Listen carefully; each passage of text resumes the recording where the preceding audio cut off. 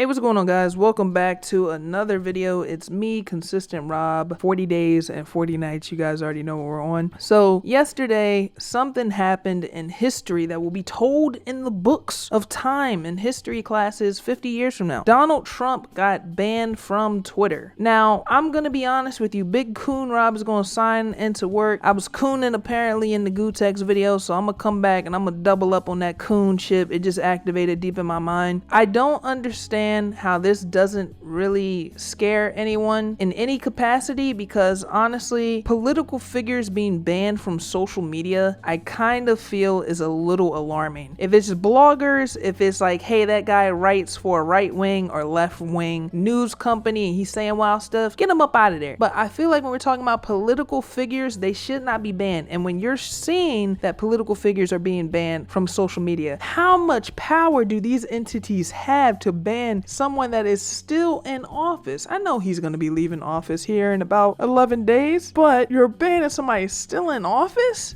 Does nobody feel, right? Notice that word I just used.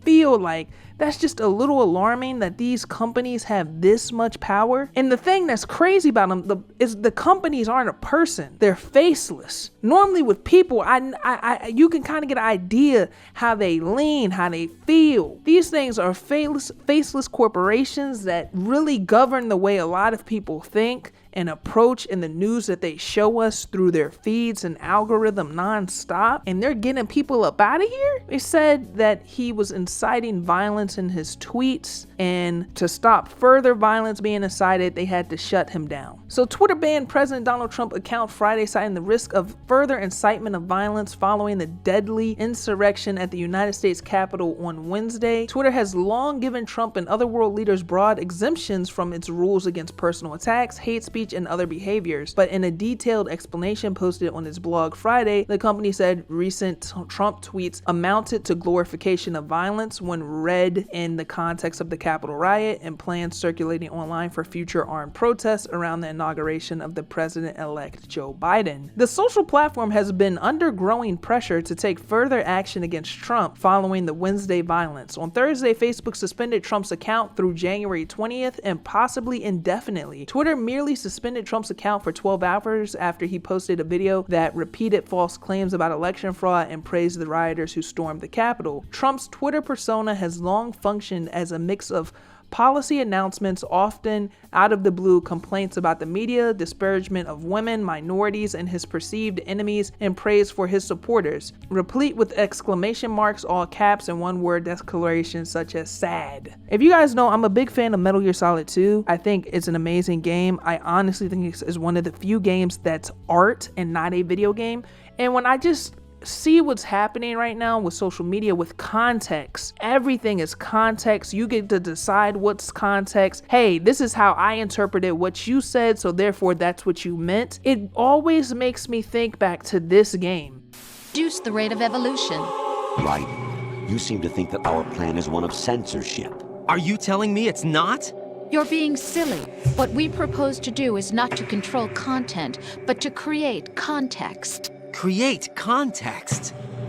Anyways, let's just continue. He has fired numerous officials on Twitter, and his posts, like his speeches at rallies, are a torrent of misinformation. The White House did not immediately respond to a request for comment. Twitter declined to make CEO Jack Dorsey available and had no further comment. The official account for the President of the United States, POTUS, remains live. In fact, Trump, who issued a statement Friday evening that denounced Twitter as an enemy of free speech and floated the idea that he might build his own platform, also posted it on the POTUS account, where it was quickly deleted. Twitter says using another account to evade a suspension is against its rules, and while it won't ban government accounts like the POTUS or White House, it will take action to limit their use. Does that not scare anybody? That scares me. I'm afraid right now. And I'm gonna tell you why I'm really afraid. Because Jonathan Greenblatt, who heads the Anti-Defamation League, ADL, said Friday that banning Trump was an excellent step and a fitting end to a legacy of spewing hate and vitriol. The ADL was a part of a coalition of civil rights and advocacy groups on Friday calling for Twitter to ban Trump's accounts. I'm just gonna go ahead and wrap it up here, man. I'm really interested in hearing what my audience has to say. That's why I bring some of these topics to you guys, because I like reading. You know, it helps me broaden my horizon, give me a new way to look at things. And when I see people from both sides give their opinions, and we had a pretty in-depth conversation about this behind the scenes on the Patreon stream that you can get in for as low as $5, but we'll cover that here in a little bit. So I figure, why not make a video and see what the majority of my audience says? Because again, when I see it, I'm the type of guy where I'm looking at it and I'm seeing people in power, I'm seeing them be silenced. Again, we're not talking about random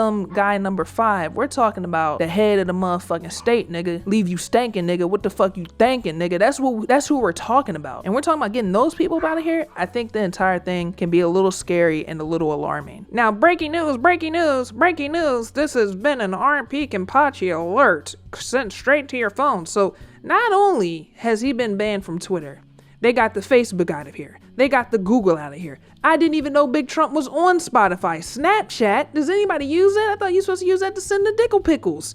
Instagram, Shopify, Reddit, Twitch. Trump was streaming?